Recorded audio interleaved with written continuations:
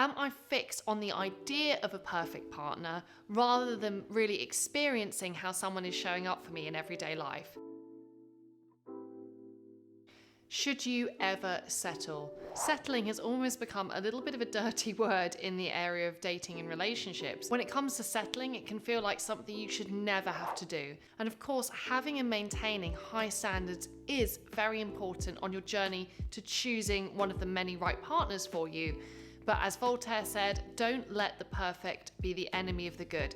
So it's about balancing out having great standards with also making sure that you don't have unrealistic expectations and you're showing an unwillingness to compromise, all of which, as we know, is really vital to having a healthy and sustained relationship. I'm dating coach and TED speaker Hayley Quinn, and for over 10 years, I've been helping men and women to learn to love dating and to form the relationships they want. So if you're having a bit of a conundrum in your own life at the moment where you're second guessing yourself about whether you should settle or not, I have got 5 action steps that you can take to make sure that you're being fully self-aware before you commit to any particular course of action. So I know that if you've had a bit of a bad dating experience, it can feel really empowering when you walk away from that and you're like, I'm never going to settle. And that can be quite a good and liberating thing for you to say.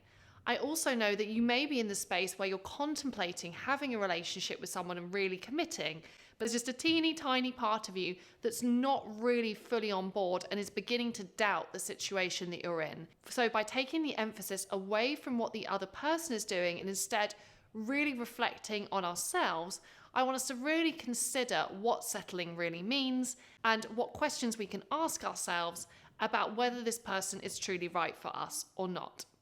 So the first question I'd ask yourself, particularly if you haven't yet found someone that you want to form a long-term relationship with and you're kind of starting to think, is this something to do with me? Is, are you taking responsibility for how your relationships pan out? So if we exit a relationship and we're very quick to say, this person was emotionally unavailable or a narcissist or any of those other psychiatry terms that actually I certainly don't have any place to use and you probably don't either. The idea is instead to think really with how that relationship ended, how did I contribute to that not working out? So rather than the end of all relationships ultimately always being somebody else's fault, when it comes to selecting a good relationship and working out what compromises are good to make, it's good for you to be aware of your contribution at every stage of the dating process. Because as we should all know by now, it's really, dating success really isn't about meeting some like superhuman perfect other person. It's actually about becoming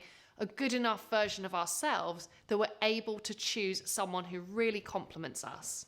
The second question I want you to ask yourself when it comes to settling is, am I fixed on the idea of a perfect partner rather than really experiencing how someone is showing up for me in everyday life? Sometimes we can get really stuck on an idea around who we think we should be with. You know, we'll have a certain look or a certain profession or something, some way about how we meet. And if that idea around how you're going to meet someone becomes too rigid, it can actually stop you from recognizing all the other amazing opportunities as they come your way. So instead, it's really important to remember that our idea of a perfect partner is just that. It is an idea. It's hypothetical.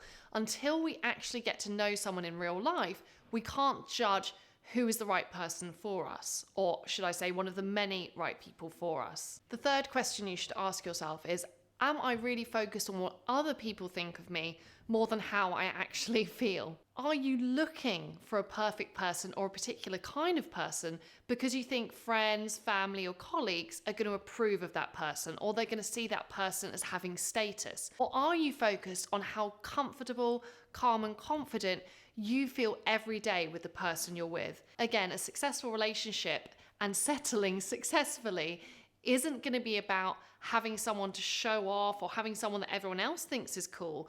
It's having someone that you can just be hanging out, slobbing around watching Netflix with and still feel really comfortable in their company. The fourth question I want you to ask yourself is, am I seeing this settling thing as a negative? Am I seeing it as I'm depriving myself now of future opportunities, or that I have traded down somehow or settled for less than I'm worth? Or can you at all maybe flip that around and think, you know what? At this stage in my life, I'm making a conscious decision that I want to be in a committed relationship. I accept that's always going to have a degree of compromise, and I'm really happy to be making this commitment with this person. So you may want to question around what settling means to you. The final question I want you to ask yourself isn't, do I have any doubt? It's, are those doubts resolving? So when we meet anyone, there's always going to be something that we're like a little bit uncertain about. If you do have a doubt about someone's personality or how you're going to connect or whether you're similar enough to really make this relationship work, it's not that those doubts shouldn't exist. I think those doubts at a start of a relationship to an extent are relatively healthy. If you walked around the corner on a first date and thought, wow, that's my future husband or wife, I would say arguably that's a bit weirder than having a healthy degree of uncertainty whilst you're in the process of getting to know someone.